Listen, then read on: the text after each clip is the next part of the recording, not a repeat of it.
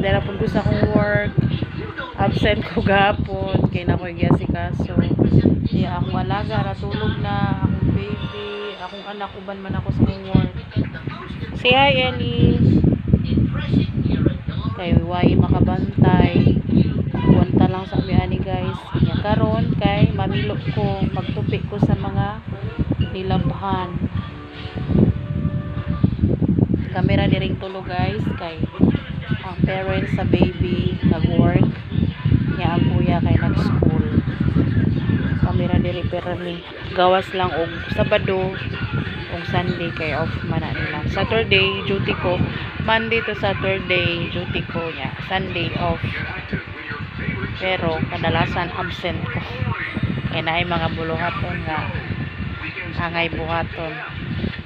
So karon magsugod na kong pilo sa mga sinina sa bata o sinina nila tanan.